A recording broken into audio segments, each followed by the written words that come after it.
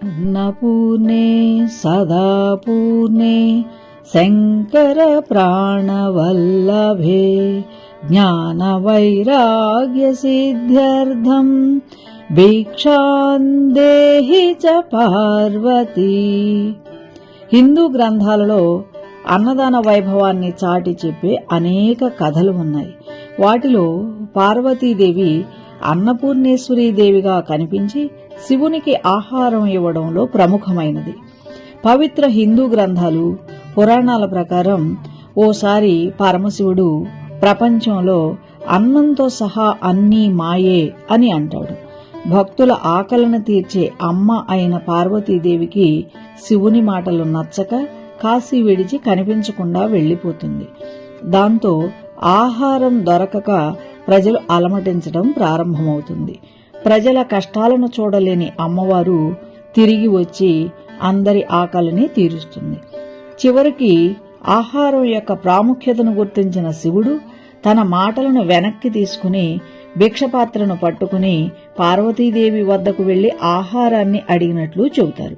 అప్పటి నుండి పార్వతీదేవి అన్నపూర్ణాదేవిగా కాశీలో నేటికి భక్తుల ఆకలిని తీరుస్తూనే ఉందని నమ్ముతారు. భారతదేశంలో అన్నదానమునకు చాలా ప్రాముఖ్యత ఉంది. పురాణాల ప్రకారం కడుపుని అగ్ని నివసించే అగ్నిగుండముతో పోల్చవచ్చు. పంచభూతాలలో అగ్ని ఒకటి, అలాగే మన శరీరాన్ని కలిగి ఉన్న 5 మూలకాలు ఒకటి. దీనికి క్రమం తప్పకుండా ఆహార నైవేద్యాలు అవసరం. నైవేద్యం ఇవ్వకపోతే ప్రాణం నిలవదు. అందువలన ఈ జీవాగ్ని కోసం చేసిన సహాయం వేలాది యజ్ఞాలు చేసిన దానికంటే చాలా గొప్పదిగా భావిస్తారు.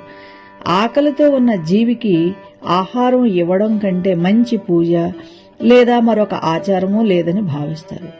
అన్నదానం అనేది మహాదానం. ఇది సనాతన ధర్మ సాంప్రదాయంలో ముఖ్యమైన భాగం. అన్నదానం అనేది మానవునికి అన్నం పెట్టడానికే పరిమితం కాకుండా అన్ని జీవరాశులను ఆవరిస్తుంది.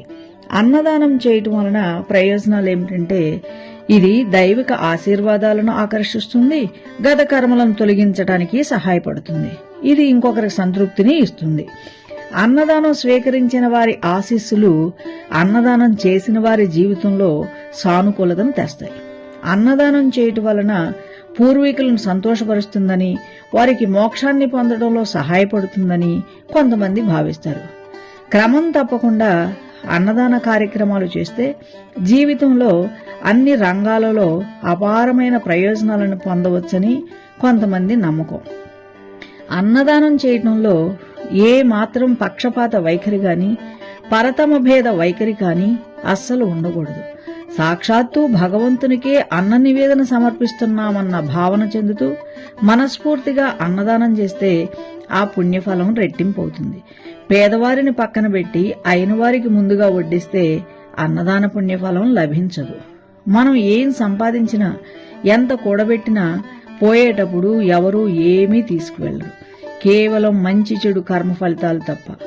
భగవంతుడిచ్చిన సంపదలో మనిషి బ్రతికి ఉన్నన్ని రోజులు అహం బ్రహ్మాస్మి భావనతో తనలో దైవత్వాన్ని అలవరుచుకుని తనకు కలిగినంతలో సాటి జీవులకు, ప్రాణులకు దాన ధర్మాలు చేయాలి. క్షుద్బాధ, ఆకలి అనేది మనకి ఎలా ఉంటుందో ఎదుటివారి ఆకలి కూడా అలాంటిదే అని గ్రహించే స్థాయికి, స్థితికి రావాలి.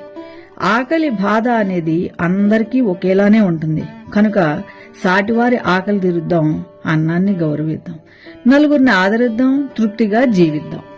జై సాయిరాం.